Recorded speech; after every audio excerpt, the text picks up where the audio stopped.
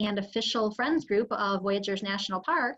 And we are so excited that so many of you have been watching our series with Astro Bob. We originally had just planned to do a short 3-session series, but it's become so popular with all of you watching that Astro Bob has decided to join you and us for the whole summer. We'll be having these webinars every other week for the summer. So check out our webpage to find out more. And if you haven't watched before, I'll just give you a couple notes before we get started. That we have your microphone will be muted, and we ask you that you turn off your video if you're joining us by Zoom.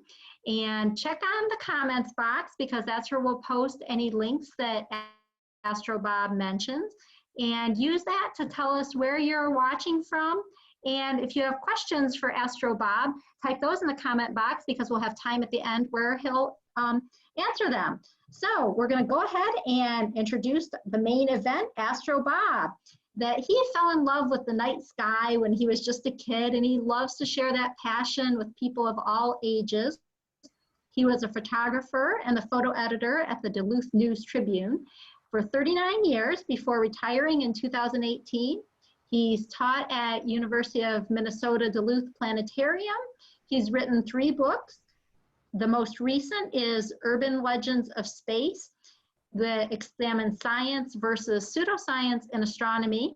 He has his own blog, and he joins us here bi-weekly. So welcome, Astro Bob. Thank you very much, Jackie. Wonderful to be back. Good to see everybody again. Thank you for stopping by for a little bit of astronomy news. I hope that you've had some clear skies this past couple of weeks, so that you've had the opportunity to get outside and gaze at the heavens. I've had a lot of moonless nights because the moon's been in the morning sky. So it's kind of great, convenient time to go out and enjoy the night sky, perhaps even see the Milky Way, which is coming up this time of year around 11 o'clock in the east. So it's just a beautiful, beautiful season. I love the fact that it's warm at night now, so I can go out and I don't have to hurry back inside and sit by the fire to warm up. So I hope you have lots of opportunities. I'm going to give you some good reasons today, several of them, to go out and look at all kinds of things, because it never stops up there. Once you get acquainted with the sky, there are the movements of the planets. This week we're going to talk about the space station, which is returned to view. I'm going to talk about the comet as well, and tell you that the comet has not quite come up to expectations. As a matter of fact, we'll start with that right now. I'm going to take you to a presentation here.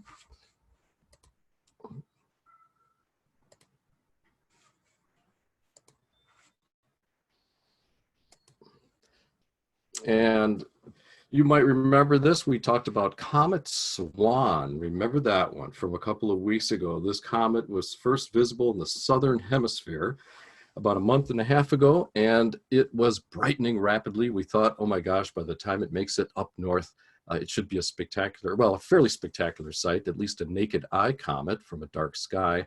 But comets are fickle creatures, and this particular comet, instead of picking up brightness, it suddenly flattened the curve, so to speak, and it has stayed right around, just barely visible to the naked eye. So from our place here in the north, it's so low in the sky that you really can't see it with the naked eye. However, you can see it with a pair of binoculars.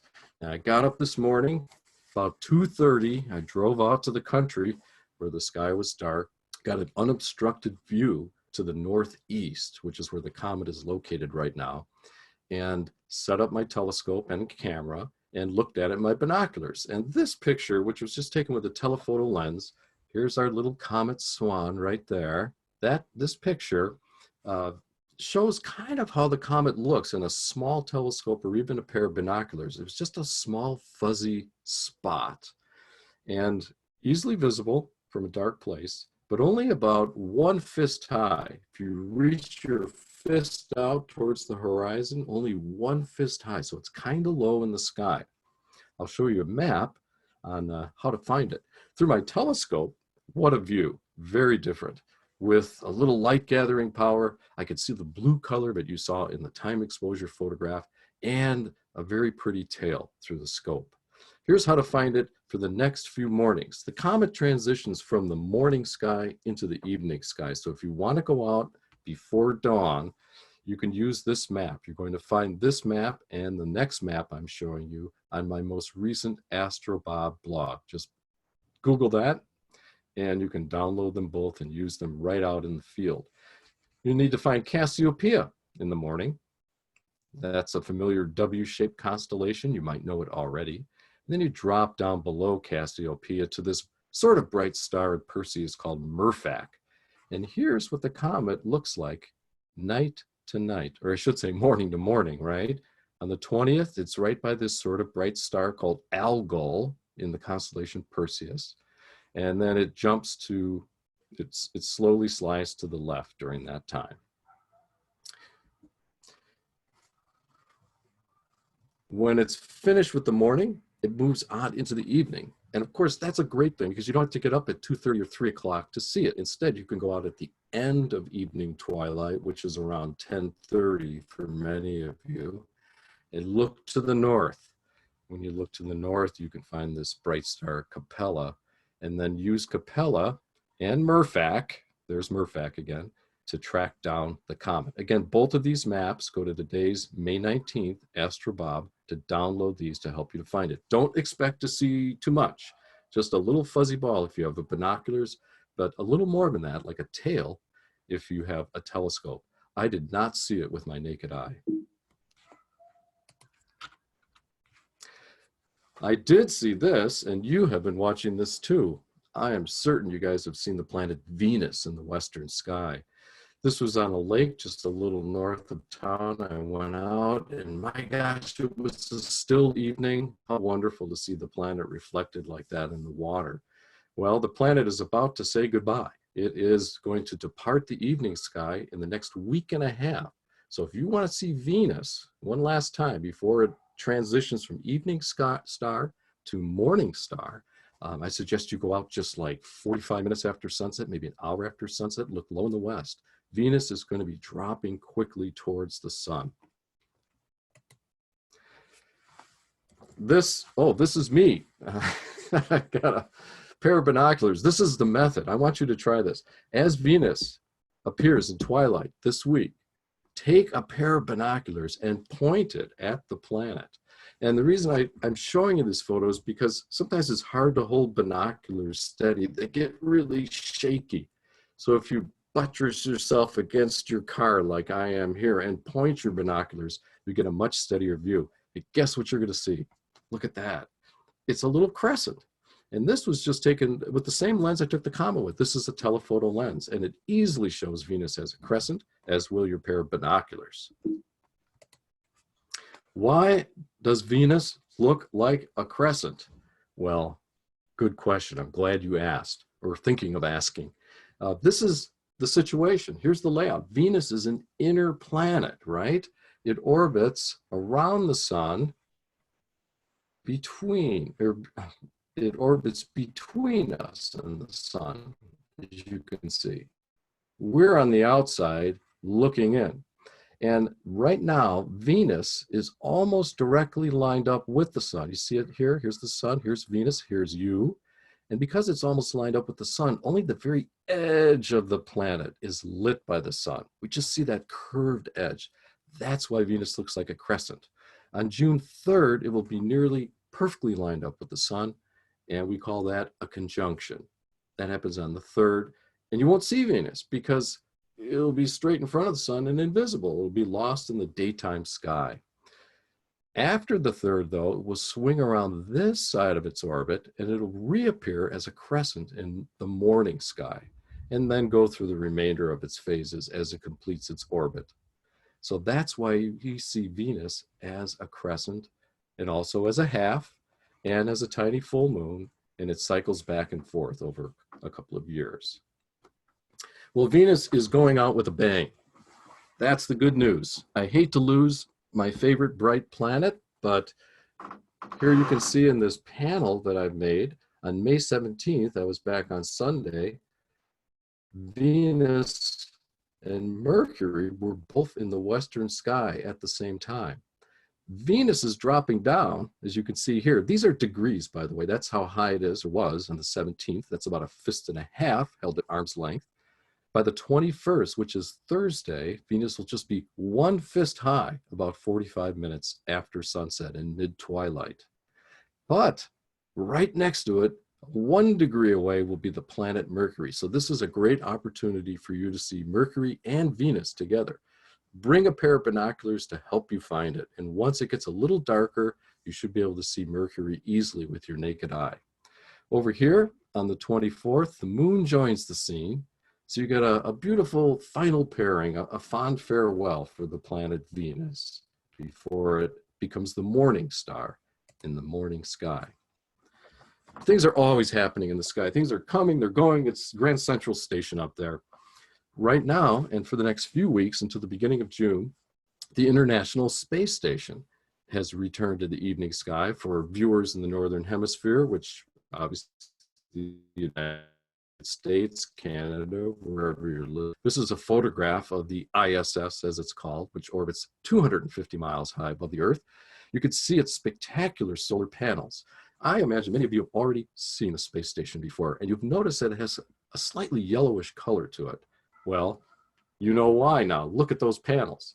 They're covered with an insulating material called Kapton, and that material is a beautiful gold color, and that gives the space station a golden hue.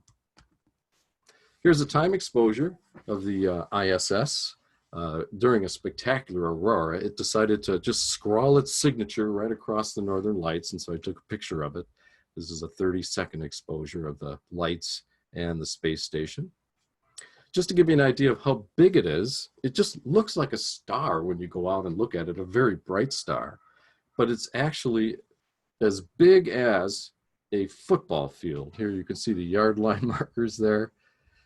I wish there was a NASA stadium. Well, I guess the whole sky is the NASA stadium. So it is a very large thing. It was assembled in units over a couple of decades. And it has been home to hundreds of astronauts from a variety of nations. What are they doing up there? Well, the main thing is they're experimenting. It's a laboratory orbiting at 17,500 miles an hour above the Earth. And in that lab, where people are and everything is weightless, they can do experiments under weightless conditions that cannot be conducted easily on the Earth. And so lots of research is happening up there that goes to improve our lives and inform us.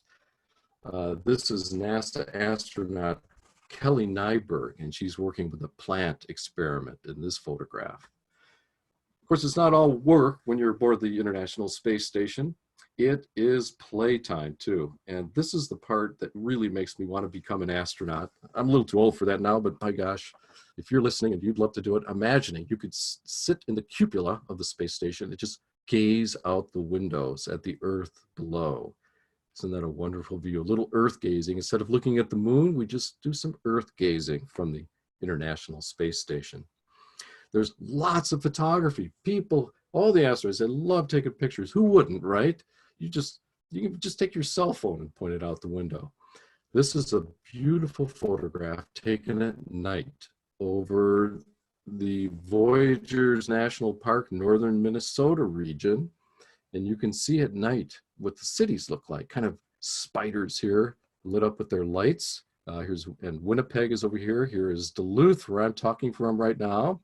Over here is Lake Superior, and in this area where it looks so beautifully dark, I bet you can guess where that is. Voyagers National Park, beautiful dark sky locale. Wow, I don't know. I don't know that I'd want to work that hard to get a hold of an orange, but those things are just flying. There's a widespread misunderstanding that aboard the space station, things are weightless because there is no gravity. Actually, there is gravity on the space station. If there were no gravity affecting the space station, it would fly away from the Earth. But the Earth's gravitational pull keeps it in orbit. So there's absolutely gravity. So why do things appear weightless?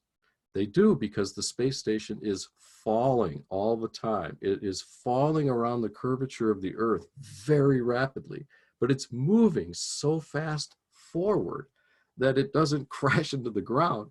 Instead, as it drops, it goes around the curvature of the Earth. It keeps dropping, but going around the curve because it's going fast enough to not hit the ground, but to spin around the edge. And because it's falling so fast, things in the space station float. Imagine yourself in an elevator. When the elevator were to drop very rapidly at 17,500 miles an hour, you would suddenly float into the air too. So it's really like a fast falling elevator to be inside the International Space Station. We see the space station and other satellites at night because here on the ground, it is dark, all right? We are in Earth's shadow because over here the sun has set. This is the sunny side of the Earth, and here is the shaded, the dark side of the Earth where night has begun. Here on the ground, the curvature of the Earth, right here, blocks the sunlight, right? So we have night. But the space station is 250 miles high.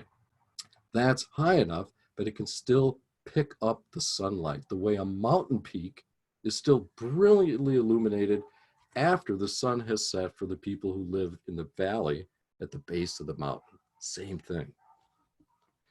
The space station, if you go out and look for it at night, as do many satellites, they at first appear in the western sky and they move to the east. That's where I started my time exposure there, and it continued it all the way until the space station left the frame. So it always travels from west to east. That could be southwest, west, northwest. That's the same direction as the Earth rotates. How do you find it? Well, there's so many great ways to see the space station now. NASA send you an email when it's flying over your head. One of my favorite ways is to use an app, similar to how we used an app to locate the different stars and constellations. There are two different apps, primary ones. There's always more than just these two, it being the online world, but these two are free. One is called the Iss Spotter, and that's for iPhone and iPad. And the other is a wonderful space station finder for Android called the Iss Detector. Both of them are free. We will have links to both of those on the Voyager's National Park Dark Sky Ranger website, so be sure to check that out, download it, and use it. It's extremely easy to use. Let's go through it quick. I have an iPhone, and so I used the Iss Spotter. I downloaded it, I opened it, and first thing you see down here, that little red circle there, I circled that, is the space station's position. It shows you the ground track. That is where it orbits over the Earth. That's called the ground track. Up here, you're going to see a little lock icon. When you open it up, it's unlocked. Do you see that? Right there, unlocked. But if you tap it, it goes green. It locks right onto the space station, right there.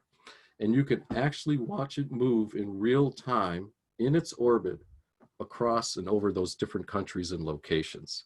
So you could find out when it's passing over your head, open up this app, and actually see it fly nearby where you live. A wonderful thing. If you tap on Forecast, which is one of the just very few menu options at the bottom, you'll get a list of passes for the next 5 evenings. And it tells you how high it goes in the sky. It gives you a rating on the pass. 3 stars is a great pass. 2 stars, a good pass.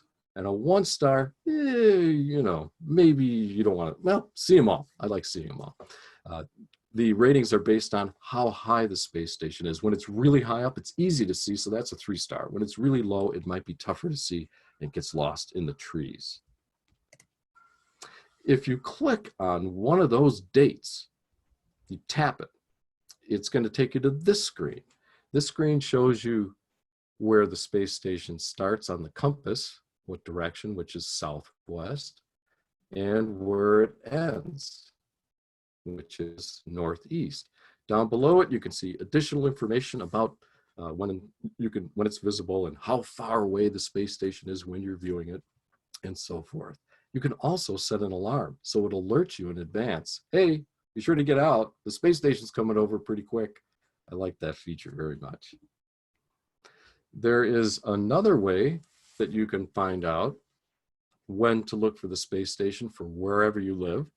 It's by going online to a website called heavensabove.com. There's a little hyphen in there, notice, heavensabove.com. We also have that link for you.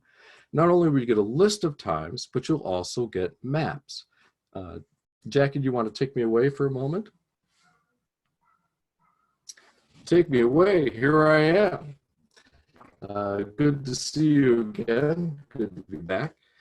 I'm just going to take you back now and show you briefly how to use the Heavens Above website. It's quite easy, and once you get the hang of it, you can use it to find any kind of satellite, including all the Starling satellites that we've talked about in the past here on past lessons. So let's go back for one last look. I'm going to take you to Heavens Above. If I had a rocket ship big enough, I'd take all of you right into the Heavens Above. This will have to do for now. So here I am at heavensabove.com. There's the address right up there. I have selected my location. I'm in Duluth. You can see there at the tip of the cursor. You select here your location when you arrive at this website. Once it's in your city, you come back to the home screen and go over to the left side and look at all these lovely blue links. Oh my gosh. There is the ISS. There are the Starlink passes. Here's the North Korean satellite, the Hubble Space Telescope. You can go on and see so many satellites this way. But we're going to click on the ISS link. And when we do, it will show me 10 days worth of passes for where I live. Each one is a link. Matter of fact, you can click anywhere on this line. The whole line is a link. But it gives you the dates. It gives you how bright the object is. The minus, astronomy is a little weird. In astronomy, brightness is measured by something called magnitude. And the brighter an object is, the larger its negative number is. The brighter, the bigger the negative number. So for instance, the sun, which is the brightest thing in the sky, is magnitude minus 27. The magnitude of the full moon is minus 13. Venus, minus 4. The space station is typically around minus 3 or minus 2.5, quite a bit brighter than the brightest star. So that's what that means when you see brightness mag. Gives the time when you can first see it 10 degrees above the horizon. Notice the times are in 24-hour time. So 1:29 is 1:29 in the morning. 21:27 is 9:27. 23:04, 11:04 in the evening. 00 is midnight. 00:41 is 12:41 a.m. So let's click on, oh, look at this is a fantastic pass. You see that 3.81 right there? That is really bright, almost as bright as Venus. We're going to click on that. And when we do, you are going to get a map. Do you remember our planispheres from way long time ago, 3-4 weeks ago, where we took the sky in a planisphere and flattened it onto a circle? And this is exactly like that. It is a planisphere view of the sky, where all of the sky is flattened into a complete circle, the center of the circle being the overhead point, the outer part of the circle being the horizon. Right there, the circumference is the horizon. And look at this, there's the path. That's the direction, you can note it by the arrow, that the space station is traveling. This is a fantastic pass. No wonder it's so bright. It passes overhead. That's as close as the space station can get, 250 miles over your head. So it's going to be a bright one tonight for northern Minnesota at that time. Let's look at an additional pass. We're having multiple passes each evening for the remainder of May and early June. So we're going to look at the next one. Here it is at 11:04. Not quite as bright. Let's dial it up for you. Here it is again. Now, the Earth has spun around a little bit in that hour and a half since the first pass. So the second pass is not identical to the first, It occurs in the northern sky. There comes the space station up here, 1104, 1105, 1107, 1108. It's above Cassiopeia, and it drops off into the east. That's that path. So that's just a quick how-to on finding the International Space Station. And we will be able to see it from the United States, Canada, many Northern Hemisphere locations, all the way through the beginning of the month of June. And Jackie, you can take me back.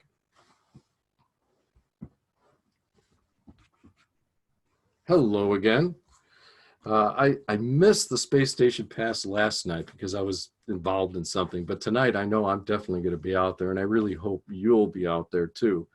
I want to just say again to be sure to say farewell to the planet Venus, take a look at it and kiss it goodbye, because it's going to be going into the morning sky, but not without that lovely conjunction with the planet Mercury on the 21st. So find a nice location that has a clear view to the west northwest, and you'll be able to see Venus and Mercury together. Next week, we are going to talk about constellations, sort of, but we're going to talk about the bright hearts of constellations that are called asterisms. We've touched on that already in a couple of these episodes, but we're going to talk about the easy, bright asterisms of the late spring and summer sky. An asterism is a bright part of a constellation, or in some cases, it's actually two bright parts of two different constellations joined together. Those are fun. When you learn asterisms, those bright parts, you can work your way from there to the fainter parts of the constellation and come to know the entire group that way. So we start at the bright things and we work our way out. So that'll be the topic. Plus we'll have other astronomical news as well. Now I'm open if you'd like to any questions. Jackie? If you have any questions, go ahead and type them in the comments, either on Zoom or on Facebook, and Astro Bob will answer them.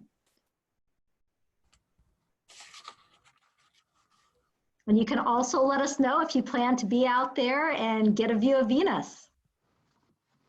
Or if you've tried to find the comet and have been frustrated in not being able to see it. One thing about comets is that they are so unpredictable that astronomers will make an educated guess based on their behavior as to how bright they might become, and then sometimes be perfectly wrong, because comets are so fragile that when they approach the sun, the heat from the sun can actually cause them to crack into pieces. And when a comet breaks up, it can become temporarily bright, but then quickly fade. And that's what happened with another comet before Comet SWAN called Atlas. That one broke up and it faded away.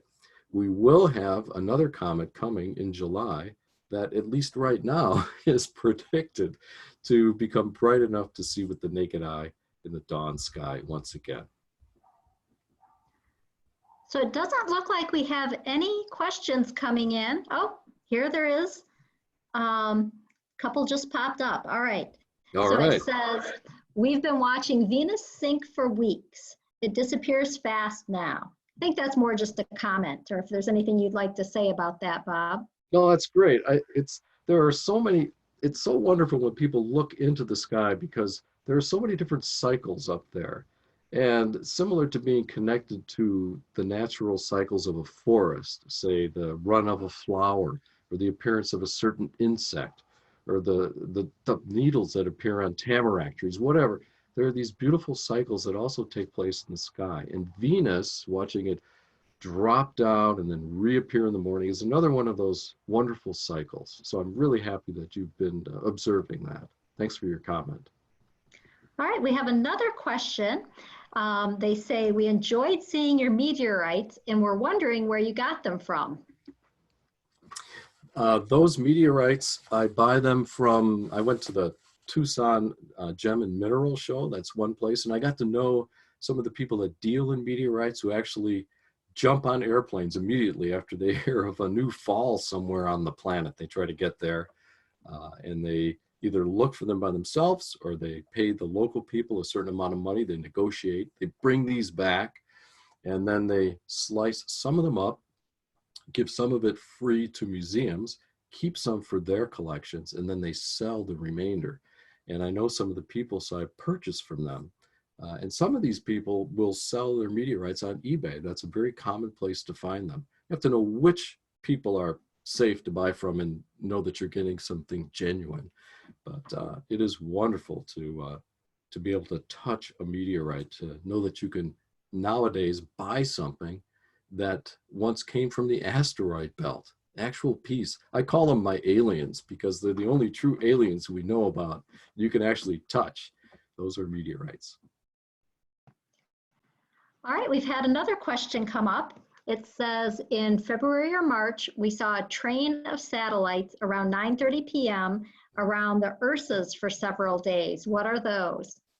Those are the infamous Starling satellites. That's part of a large group of satellites that is being launched by SpaceX. Elon Musk, you probably have heard of him. He heads up SpaceX.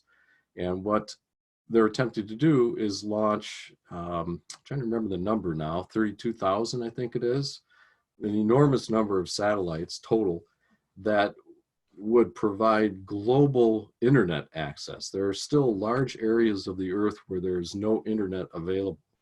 And so SpaceX wants to provide service to the entire globe, virtually no matter where you're at. To do this, they have to launch a whole bunch of satellites.